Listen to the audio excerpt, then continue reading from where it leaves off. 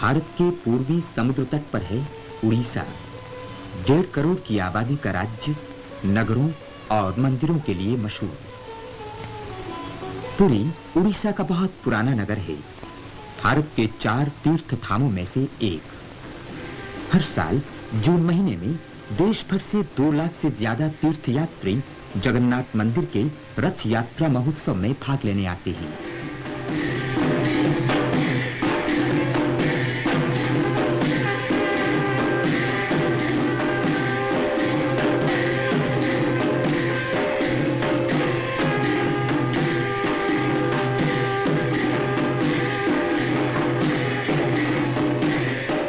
जगन्नाथ का मंदिर सदियों से धार्मिक उदारता का संदेश देता रहा।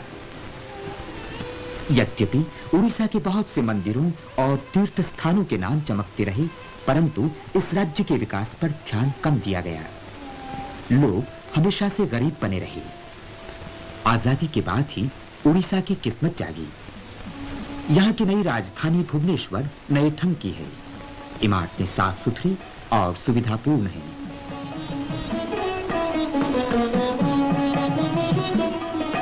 इमारतों से फौरन किसी बड़ी तब्दीली का पता चलता है, पर एक और तब्दीली जो उड़ीसा में और देश भर में हो रही है, वो है शिक्षा पर जोर। शिक्षा की ये शुरुआत आगे चलकर नए उड़ीसा को प्राचीन उड़ीसा के समान ज्ञान के उजाले से जगमगा देगी।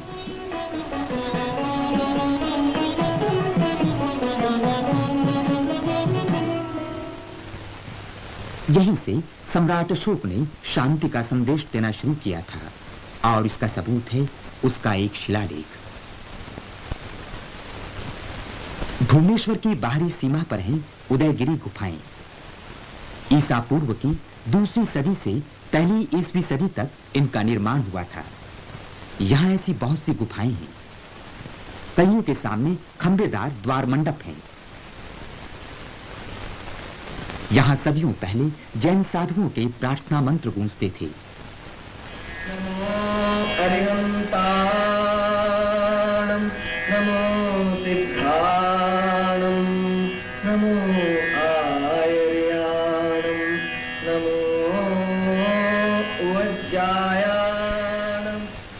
लिंगराज मंदिर का शिखर 6 मील से नजर आता है।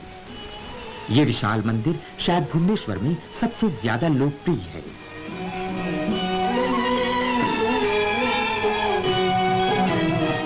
ये मंदिर 11वीं सदी में बना था और अभी तक अच्छी हालत में है। यहाँ की मूर्ति कला का आलीशान नमूना है नर्तकी की ये प्रतिमा। मुक्तेश्वर मंदिर 9वीं सदी में बना था। बौद्ध कला की ज्योति अपनी चमक खोते खोते एक सुंदर निशानी दे गई, बौद्ध तोरण।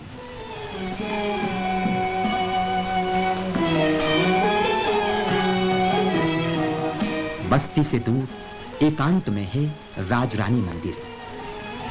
इसकी दीवारों पर यक्षियों की सुंदर मूर्तियां हैं। इनकी भांति भांति की लुभावनी मुद्राएं मनमोह लेती हैं।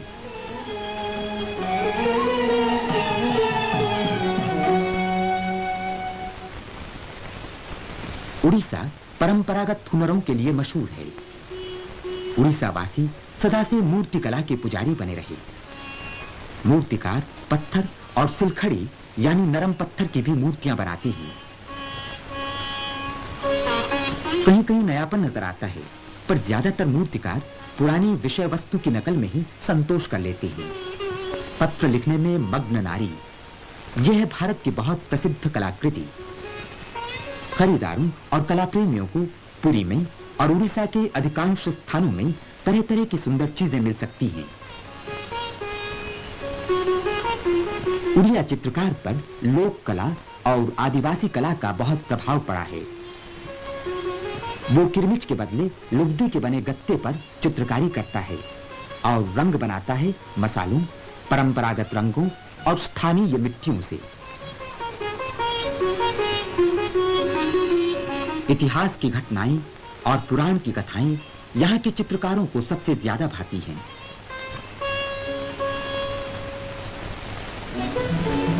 बंगाल की खाड़ी में गिरने वाली महानदी उड़ीसा का वरदान भी है और शाप भी। ये बाढ़ के लिए बदनाम है।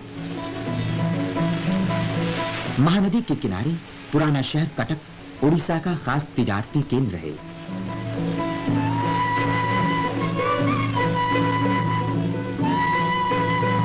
महानदी ऊपर के भाग से लट्ठे बहाकर लाती है।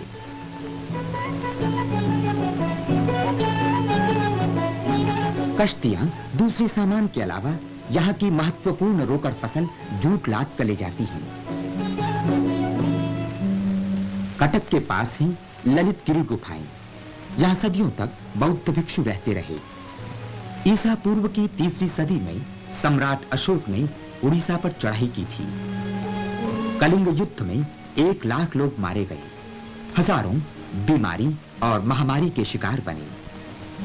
युद्ध का नतीजा इतना भयंकर था कि अशोक हिंसा त्याग कर बुद्ध के उपदेशों पर चलने लगा। भारतीय इतिहास ने एक नया मोड़ लिया। कला के संसार में एक नया युग आया, महान बौद्ध युग। मूर्तिकारी के अलावा उड़ीसा चांदी के काम के लिए बहुत मशहूर है। उड़ीसा के सोनार हमारे देश में चोटी के माने जाते हैं और देश भर में उनके काम की तारीफ होती है। लेकिन वे निर्धन प्रदेश के निर्धन लोग हैं। इन्हें अपनी सुंदर कलापूर्ण चीजों के बहुत कम दाम मिलते हैं।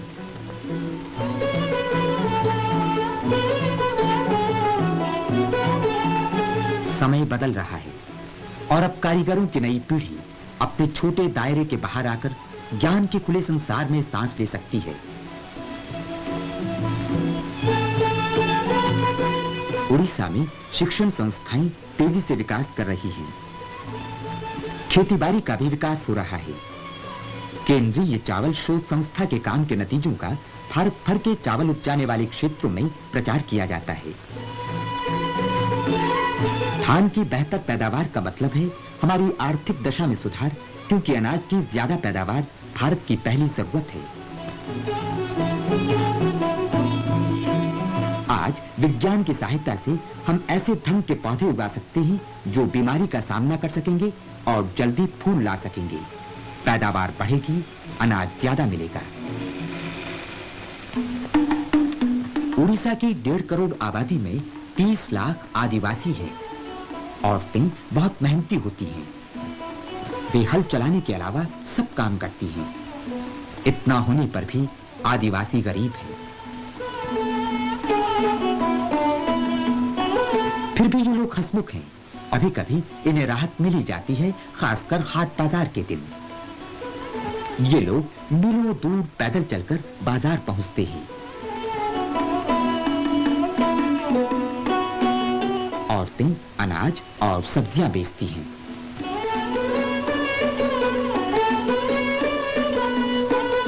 जो कुछ मिलता है उससे घर के लिए सूखी मछलियां या बहुत हुआ तो कांच की 2 चूड़ियां खरीद लेती हैं।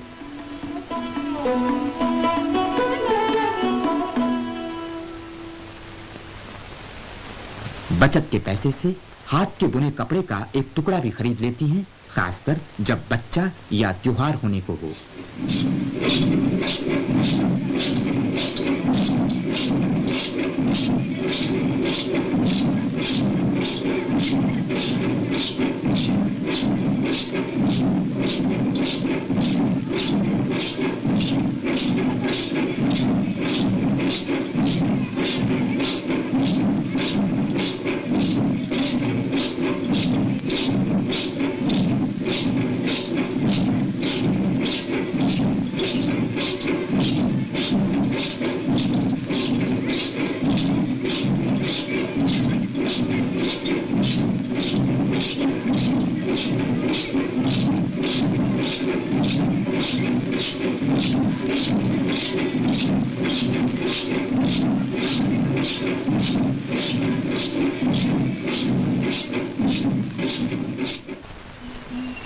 पुराने को नए जमाने के सांचे में ढालना एक बड़ा कदम है। लोग इसके विरोध में कहते हैं कि आदिवासियों की सभ्यता बिगाड़ी जा रही है। लेकिन ऐसा सोचना कितना गलत है कि भारत आदिवासियों की संस्कृति बिगाड़ना चाहता है। याद रखना चाहिए कि इन आदिवासियों का शुद्ध कहलाने वाला जीवन रोग और दुखों की मार झेलता रहा। सामाजिक संपर्क और शिक्षा से वास्ता न रहने के कारण ये लोग न तो 20वीं सदी के संग आगे बढ़ सके, न सूदखोर महाजन और शोषक के पुराने शाप से छुटकारा पा सके।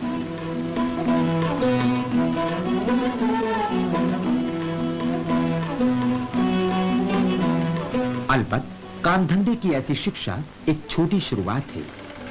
अभी तो कई मंजिलें तय करनी हैं, लेकिन उड़ीसा में भी बड़े-बड़े काम हो रहे हैं। महानदी की तूफानी धारा को बांधने वाला हीराकुद बांध भारत के नए औद्योगिक युग का एक प्रतीक है।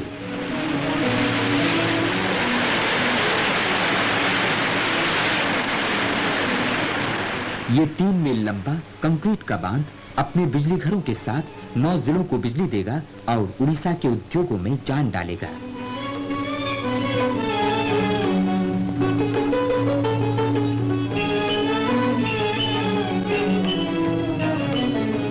उड़ीसा खनिज पदार्थों का विशाल भंडार है, जैसे कच्चा लोहा, कोयला, मैंगनीज, अभ्रक और चूने का पत्थर। उड़ीसा के ऊंचे दर्जे के कच्चे लोहे से बहुत अच्छा फौलाद बनता है। राउरकेला का फौलाद कारखाना जब बन जाएगा तब हर साल 10 लाख टन फौलाद तैयार करेगा। राउरकेला के जैसे फौलाद कारखाने और हीराकुद जैसे बांध उड़ीसा की आर्थिक दशा में सुधार करेंगे।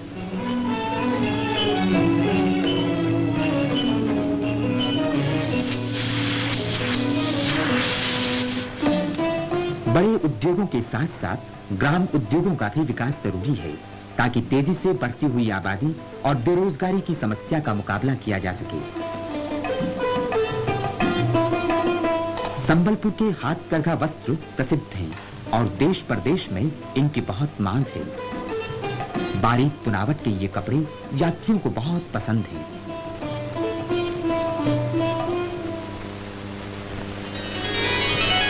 यात्रियों को गोपालपुर का मनोहर समुद्री किनारा बहुत लुभाता है। ये हैं मछियारे। प्राचीन काल में जिनके पुरखे कश्तियों के जरिए जावा, बाली, बोर्नियो और सुमात्रा की यात्रा करते थे। शाम को इनके साथ बैठिए, आपको इनसे समुद्र के बारे में इनकी अनोखी भावनाएं मालूम होंगी और अनोखी कहानियां सुनने को मिलेंगी। गोपालपुर में आरामदेह होटल है और सैलानी पूरे साल आते रहते हैं। आबो हवा अच्छी है और कलकत्ता से रेल, सड़क और हवाई जहाज से यहां आसानी से पहुंचा जा सकता है। यहां का समुद्री किनारा बहुत प्यारा है और तख्ते पर तैरने और भाले से मछली मारने के लिए मशहूर है।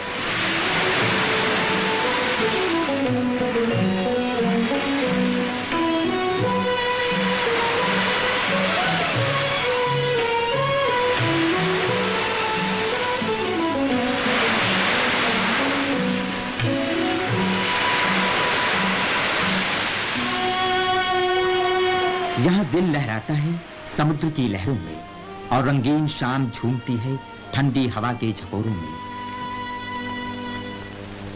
उड़ीसा आया हुआ कोई यात्री कोणार्क मंदिर देखे बगैर नहीं लौटता। इसके खंडहर संसार के महान खंडहरों में से ही इनकी अच्छी संभाल की गई है। कोणार्क कला समझे बिना वास्तुकला का पूरा ज्ञान नहीं हो पाता।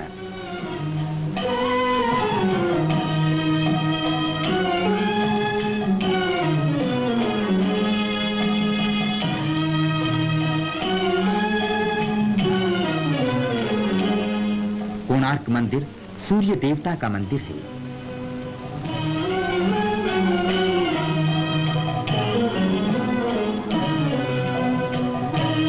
इसका संपूर्ण ढांचा सूर्य भगवान के रथ के आकार का है।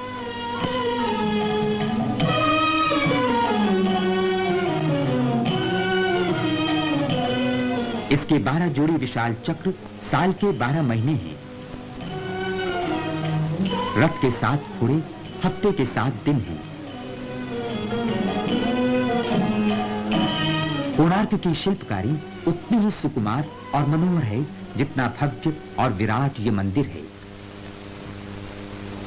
इन खंडहरों की खामोशी उन अजाने कलाकारों के गुण गाती रहती है जिन्होंने कलिंग कला शैली को कोणार्क मंदिर के रूप में साकार कर दिया। इसके चप्पे चप्पे में सुंदरता का अपार भंडार खाली कर दिया। यहाँ गंधर्वियां अमर राग रागिनी छेड़ रही हैं।